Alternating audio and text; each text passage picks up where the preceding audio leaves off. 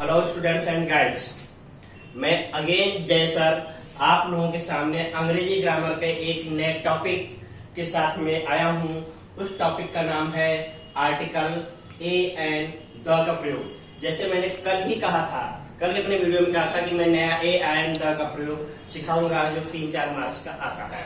उसके पहले मैं ये बात जरूर कहना चाहूंगा कि आप लोगों को मेरा रेगुलर वीडियो अपडेट्स मिलता है, प्लीज उसके लिए लाइक एंड सब्सक्राइब करना नहीं भूलें, इससे आपको अपडेट मिलते रहते। दूसरी बात, अगर हम कहें कि अब जो लोग अभी तक मेरे वीडियो के साथ नहीं जुड़े, मेरे साथ नहीं जुड़ पाए हैं, वो जुड़ना शुरू हो जाएं और इसका फायदा लेते रहें, क्योंकि एक कहावत है कि लम्हों ने खता की थी, सदियों ने सजा पाई, कि अगर आज भी नहीं जुड़े तो कभी नहीं जुड़ पाओगे।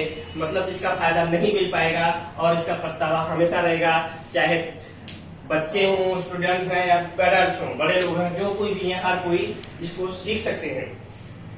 दूसरी बात, अगर मैं मोटिवेशनल लाइन बोलूं तो जैसे कि सिकंदर जब हिंदुस्तान पे आक्रमण करने के लिए आया था, तो उस टाइम पे उसके पास कोई बड़ी सेना नहीं थी। जो भी सेना थी, सिकंदर यूनान से आया था, जिसको आज ग्रीस देश कहा जाता है, वहां से आया था। और जानते हो, उसके पास जो बचे खुचे सैनिक थे, उनको ये कहता है कि यूनान के बहादुरों ए मेरे नौजवान, लूटेंगे हिंदुस्तान, लूटेंगे हिंदुस्तान।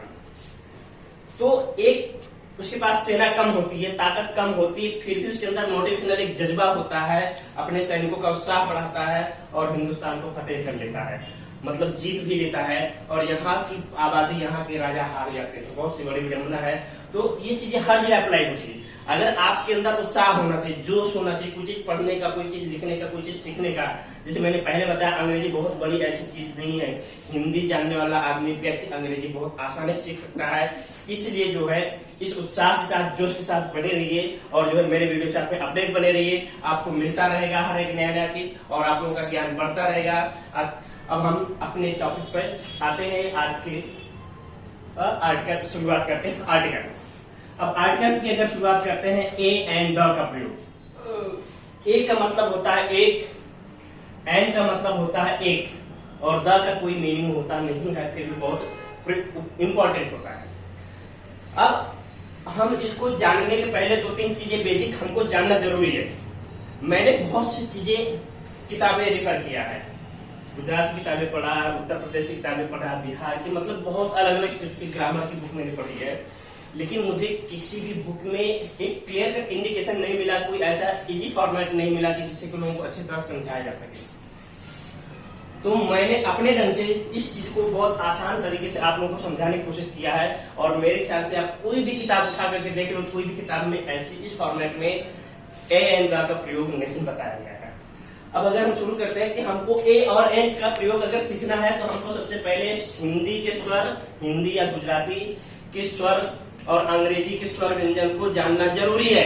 जो हम पहले दूसरी कक्षा में पढ़ते थे, हिंदी का स्वर इसलिए मैंने रिपीट किया है, या गुजराती स्वर को बोले, हिंदी के स्वर कौन से होते हैं? छोटा, बड़ा, छोटी, बड़ी, छोटा ऊ, बड़ा ऊ, ए ओ औ, ये हिंदी के स्वर होते हैं। बाकी जो क ख ग घ से लेके छत्र ज्ञान तक होते हैं, इनको व्यंजन कहा जाता है। पहले हमारे दिमाग में इस बात का कॉन्सेप्ट एकदम क्लियर होना चाहिए। दूसरी बात, यही चीज लागू होती है गुजराती में भी। अंग्रेजी में अगर बात करें, अंग्रेजी में 5 स्वर होते हैं, जो मैंने लिखा है ए, ई, आई, ओ, यू, ये 5 स्वर होते हैं। बाकी सभी व्यंजन है। बाकी सभी व्यंजन मतलब इसके सिवाय जो 26 अंग्रेजी के अल्फाबेट हैं, 26 में से 5 निकल गए और बचे 21। जो 21 अल्फाबेट्स हैं, ये सभी व्यंजन कहे जाते हैं। स्वर को अंग्रेजी में वॉवेल्स कहा जाता है और जो है व्यंजन को कॉन्सोनेंट्स कहा जाता है। ठीक ना? ये हमारे इसको समझने के पहले हमको हिंदी और अंग्रेजी का स्वर व्यंजन, वॉवेल्स और कॉन्सोनेंट्स जानना बहुत ही जरूरी है। ये जब हमको समझ में आ जाएगा, उससे अपने आप हमको कहाँ पे ए लगेगा, कहाँ पे एन लगेगा, अपने आप क्लियर हो जाएगा, जो आपको टेबल में समझ में आ जाएगा। अब हम शुरू करते हैं। देखिए, जैसे पहले मैंने लिखा है यहाँ पे ए का प्रयोग। अब ए के प्रयोग के लिए मैंने यहाँ पे टेबल बनाया है, इंग्लिश का टेबल बनाया है, हिंदी का। मतलब अंग्रेजी में, इंग्लिश में जो लिखा जाता है उसको हिंदी में कैसे पढ़ा जाता है वो। जैसे मैंने लिखा है मैंगो, मैंगो की स्पेलिंग है MANGO।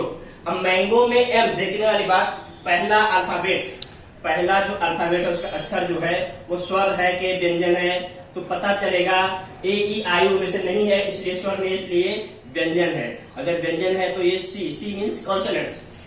अगर हिंदी में अगर हम देखो तो मैंगो पढ़ा जाता, तो हिंदी का माँ, हिंदी का माँ भी जो है स्वर की कैटेगरी में नहीं आता है, व्यंजन की कैटेगरी में आता है, इसलिए ये भी क्या है, कॉन्सोनेंट्स है। तो कहने का मतलब ये है एक प्रयोग में, अगर हिंदी का इंग्लिश का पहला अल्फाबेट व्यंजन है और उसका जो उच्चारण का जो हिंदी हो रहा है वो भी व्यंजन है, तो अगर दोनों व्यंजन है तो उसके पहले ए लगाया जाता है। अगर दूसरा देखिए हम, बनाना में बी, बी भी कॉन्सोनेंट है। हिंदी का बा, ये भी कॉन्सोनेंट है, यानी व्यंजन है, ये भी व्यंजन है। अंग्रेजी का पहला अल्फाबेट व्यंजन है, हिंदी का पहला अल्फाबेट व्यंजन है, इसलिए दोनों अल्फाबेट व्यंजन व्यंजन हो गए, इसके पहले ए लगेगा। तीसरा डॉग, डॉग का डी, डॉग भी व्यंजन है यानी कॉन्सोनेंट है, सी मीन्स कॉन्सोनेंट। और डॉग का डा, हिंदी में डा, ये भी कॉन्सोनेंट है यानी व्यंजन है, ये भी व्यंजन, ये भी व्यंजन, तो इसका मतलब ये है इसके पहले ए लगेगा। अगर हम फाइनल बात करें कैट, कैट का सी, सी भी जो है ये व्यंजन है, और कैट का का, हिंदी का का, ये भी व्यंजन है, तो ये भी व्यंजन, अंग्रेजी का अल्फाबेट व्यंजन, हिंदी का पहला अल्फाबेट व्यंजन, इसके लिए इसके पहले ए लगेगा। एक बात ध्यान देने वाली ये है कि हमको अंग्रेजी, वैसे हम अगर ओरिजिनली बात करें, हमको अंग्रेजी के अल्फाबेट को उतना सेंट्रलाइज नहीं करेंगे तो भी चलेगा, हमको मेन सेंट्रलाइज ये करना है कि अंग्रेजी में जो लिखा गया है उसका उच्चारण क्या है, जो हिंदी में उच्चारण हो रहा है उसका पहला अल्फाबेट व्यंजन में जा रहा है कि स्वर में जा रहा है। अगर व्यंजन में जा रहा है आंख बंद करके आप ए लिख सकते हो, ठीक है ना। ये चीजें मेरे ख्याल से समझ में आ गई होगी। पहला नियम ये कह रहा है कि अगर दोनों व्यंजन व्यंजन है, अंग्रेजी का पहला अल्फाबेट व्यंजन है, हिंदी का पहला अल्फाबेट व्यंजन है, तो आंख बंद करके आप उसके पहले ए लगा देंगे।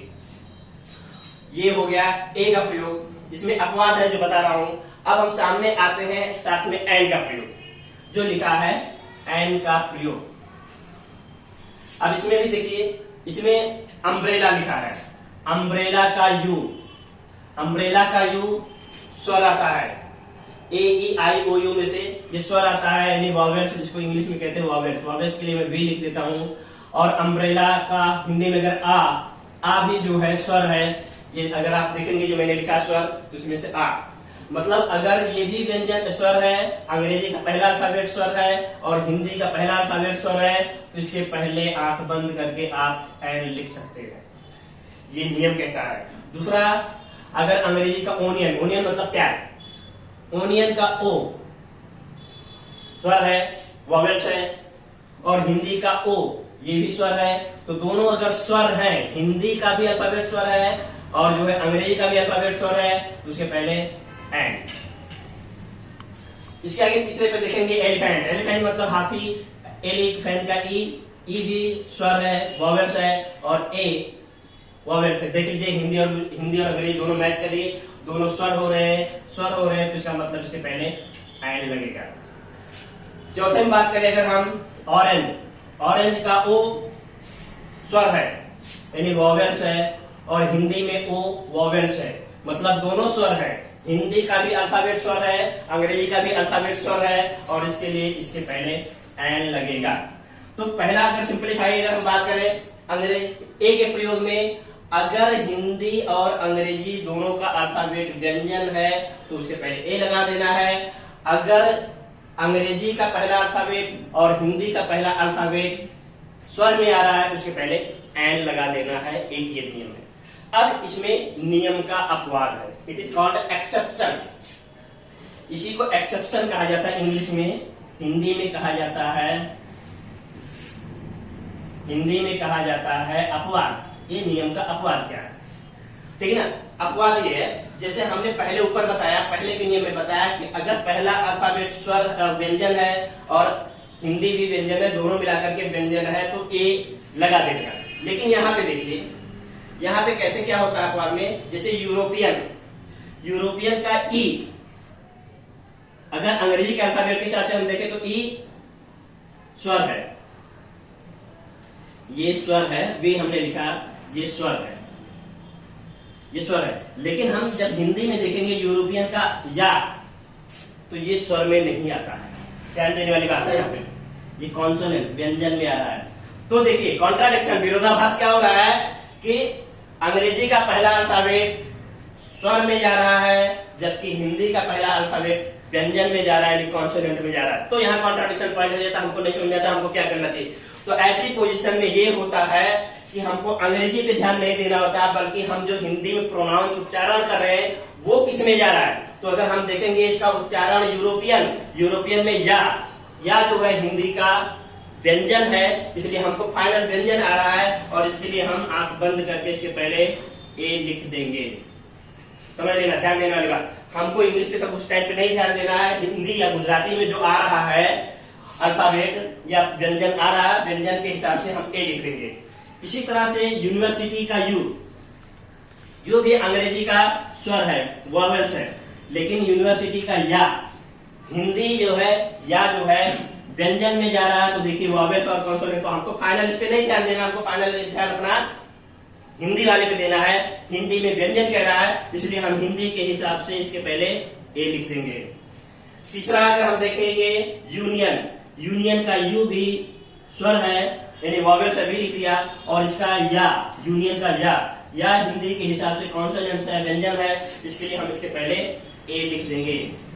मेरे खिलाफ से ये अपवाद स्वरूप क्लियर हो जाता है। जैसे पहला नियम ये बताया कि अगर दोनों व्यंजन है तो ए लिख देना है। इस कंडीशन में ध्यान रखने वाली बात है, अगर दोनों हिंदी भी स्वर है, अंग्रेजी भी स्वर है, अगर हिंदी भी व्यंजन है और अंग्रेजी भी व्यंजन है, तो उसके पहले हमको ए लिख देना है, ठीक है। अगर दूसरी लाइन में अगर हम बात करें कि अगर अंग्रेजी स्वर है और हिंदी का अल्फाबेट व्यंजन में है, तो उसके पहले ए लिख देना है। हमको फाइनली क्या ध्यान रखना है, फाइनली कहने का मतलब ध्यान ये रखना है, हिंदी का जो पहला अल्फाबेट बता रहा है उसी के हिसाब से हमको जाना है।